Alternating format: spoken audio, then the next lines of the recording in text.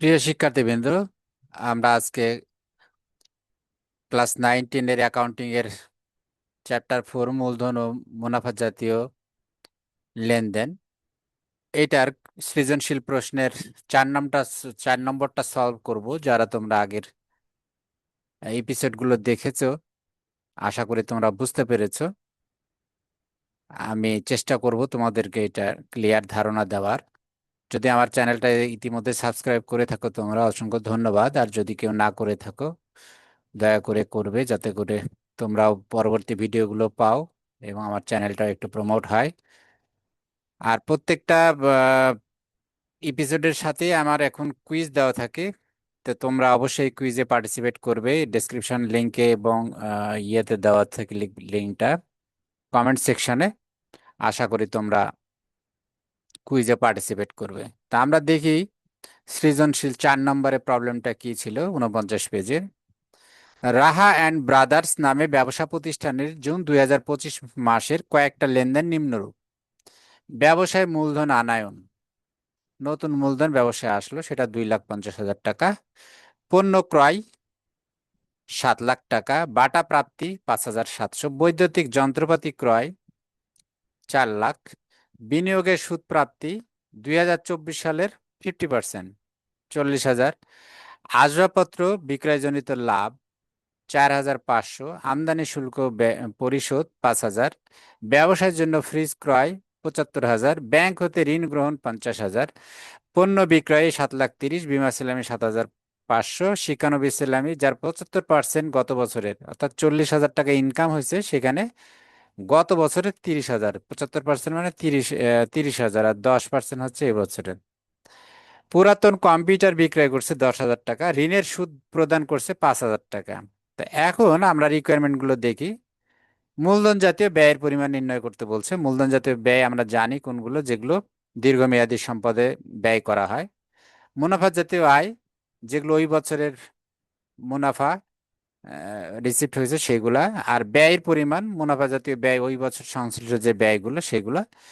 মূলধন জাতীয় প্রাপ্তি, অর্থাৎ মূলধন যে এগেনস্টে যে টাকাটা পাওয়া গেছে। আর মুনাফা জাতীয় প্রাপ্তির পরিমাণ। মুনাফা জাতীয় প্রাপ্তি আর মুনাফা জাতীয় আয়ের পার্থক্য এর আগে আমরা বলছি। প্রাপ্তিটা যা পেলাম সেটাই, আর আয়টা হলো ওই বছর সংশ্লিষ্ট কিনা। যদি গত বছরের থাকে সেটাও বাদ যাবে, আগামী বছরের যদি থাকে সেটাও বাদ যাবে।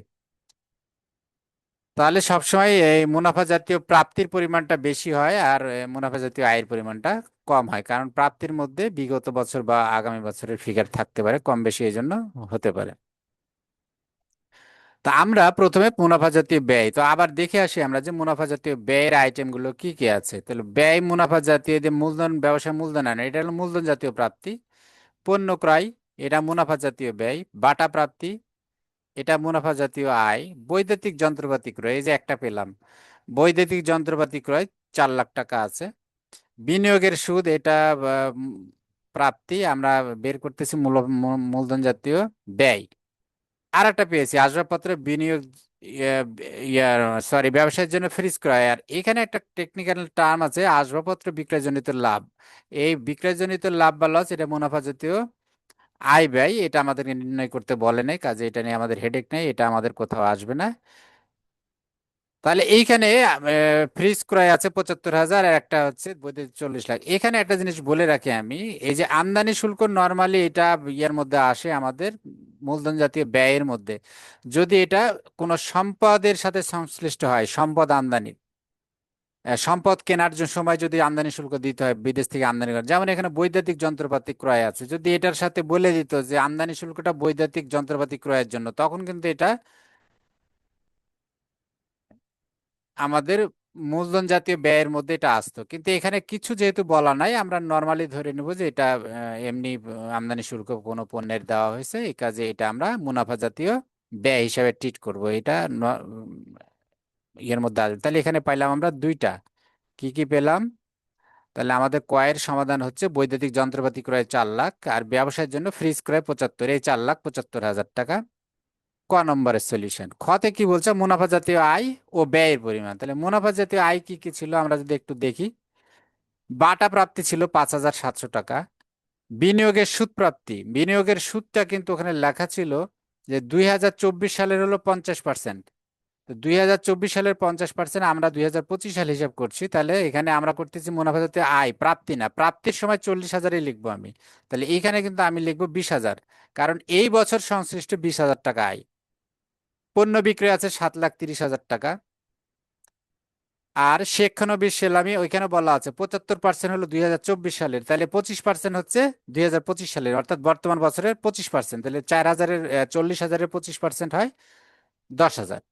তাহলে আমরা যোগ করে টোটালটা পেলাম 7,65,700। এটা হচ্ছে আমাদের মুনাফা জাতীয় আয়। এবার মুনাফা জাতীয় ব্যয়ের পরিমাণ। তো মুনাফার জাতীয় ব্যয়ের মধ্যে আছে, প্রবলেমের মধ্যে আমাদের দেওয়া আছে পণ্য ক্রয় 7,00,000 টাকা। আমদানি শুল্কটা এখানে দিয়েছি আমরা, কারণ ওই যে বললাম ওই কথাটা, যে আমদানি শুল্কটা কোনো স্থায়ী সম্পদ ক্রয় সংশ্লিষ্ট কিছু বলা না থাকায় এটা আমরা মুনাফা জাতীয় ব্যয় হিসাবে ধরলাম। এটা একটা নোট মন্তব্যের ঘরে আমরা লিখে রাখলাম, যাতে করে এক্সামিনার যে খাতাটা দেখবে উনি যেন বুঝতে পারে যে আমাদের এটা ক্লিয়ার ধারণা আছে। অর্থাৎ যদি এটা কোনো স্থায়ী সম্পদ সংশ্লিষ্ট হতো তাহলে এটা আমরা ওই সম্পদের সাথে যোগ করতাম, তখন আমাদের এটা মূলধন জাতীয় ব্যয়ের মধ্যে যেত, কিন্তু এটা এখন মুনাফা জাতীয় ব্যয়ের মধ্যে থাকলো। আমদানি শুল্ক এটা নর্মাল আমরা পণ্য আমদানির সাথে সংশ্লিষ্ট মনে করলাম। বিমা সেলামি দেওয়া আছে 7,500, সুদ প্রদানের 5,000, এই মোট যোগ করলে 7,17,500। এটা হচ্ছে আমাদের মুনাফা জাতীয় ব্যয়ের পরিমাণ। তাহলে মুনাফা জাতীয় আয় 7,65,700 আর মুনাফা জাতীয় ব্যয় 7,17,500। তার মানে লাভ হয়েছে বোঝা যাচ্ছে। আচ্ছা, এরপরে রিকোয়ারমেন্টটা কি আছে আমাদের? হ্যাঁ, ফোর্থ গ নাম্বার রিকোয়ারমেন্ট হচ্ছে মূলধন জাতীয় প্রাপ্তি আর মুনাফা জাতীয় প্রাপ্তি। মূলধন জাতীয় প্রাপ্তি আর মুনাফা জাতীয় প্রাপ্তি। তো মূলধন জাতীয় প্রাপ্তির মধ্যে আমরা দেখেছি কি কি আছে। একটা মূলধন নিয়ে আসছে 2,50,000 টাকার, ব্যাংক থেকে ঋণ নিচ্ছে 50,000, আর পুরাতন কম্পিউটার বিক্রি করছে 10,000। পুরাতন কম্পিউটার বিক্রি করছে 10,000, এই 3,10,000। ওইখানে কিন্তু একটা আইটেম ছিল, এটা কিন্তু ভুল করা যাবে না, এই যেটুকু আমি বলে আসলাম। এটা কোনটা? এই যে আসবাবপত্রের বিক্রয়জনিত লাভ, এই বিক্রয়জনিত লাভ লস এটা কিন্তু মুনাফা জাতীয় আয়, আয় এবং ব্যয়ের সাথে জড়িত। অর্থাৎ যদি লাভ হয়, আজ কোনো সম্পদ বিক্রি করে সে আর বা ক্ষতি হয়, তাহলে এটা মুনাফা জাতীয় আয় বা মুনাফা জাতীয় ব্যয় হিসাবে, এটা প্রাপ্তির মধ্যে আসবে না।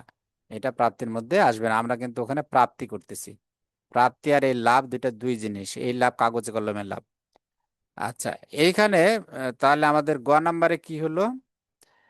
গ নাম্বারে তাহলে মূলধন আনার 2,50,000, ব্যাংক থেকে ঋণ নিচ্ছে 50,000, আর পুরাতন বিক্রয় কম্পিউটার বিক্রয় পেয়েছে 10,000, এই মোট 3,10,000, এই মোট 3,10,000। আর মুনাফা জাতীয় প্রাপ্তির পরিমাণ তাহলে কত? এই যে বাটা 5,700, এখানেও আছে এখানেও আছে 5,700, এই যে এখানে ছিল আমাদের 5,700। এটা কি মুনাফা জাতীয় ব্যয়? যে উপরে আছে 5,700, 5,700। আচ্ছা, বিনিয়োগের সুদ প্রাপ্তি এটা 40,000 পুরোটাই আসবে। ওখানে কিন্তু আমরা 20,000 ধরছিলাম, আর 20,000 ছিল গত বছরের। পণ্য বিক্রয় 7,30,000 টাকা, এটা আসবে। বীমা শিক্ষান বিশ্বলামি এটা তাই 40,000, ওখানে আমরা ধরেছিলাম 10,000 আয়ের মধ্যে, কারণ 75% ছিল গত বছরের। তো 75% গত বছর, তাহলে 40,000 75, 30,000 হয়, আর হচ্ছে 25% 10,000। তাহলে 10,000 দেখাচ্ছি আমরা আয়ের মধ্যে, কারণ 2025 সালের হিসাবে 10,000 আসবে। কিন্তু আমরা এটা প্রাপ্তির মধ্যে 40 পুরো আসলো, তাহলে আমরা টোটাল পেলাম 8,15,700। তাহলে প্রশ্নে কিন্তু বলা আছে যে দুইটার মোট কত। এখানে প্রশ্নটা একটু ক্রিটিক্যাল। মূলধন জাতীয় প্রাপ্তি এবং মুনাফা জাতীয় প্রাপ্তির মোট পরিমাণ, দুই প্রাপ্তির মোট পরিমাণ। তাহলে দুই প্রাপ্তি আলাদা আলাদা করার পর আমরা আবার কি করলাম, দুইটা যোগ করলাম। মোট প্রাপ্তি হচ্ছে এই যে 3,10,000, এখানে মূলধন জাতীয় আর মুনাফা জাতীয় হলো 8,15,700, এই টোটাল 11,25,700। তাহলে বাটা প্রাপ্তি কিন্তু এখানে আসবে প্রাপ্তির মধ্যে।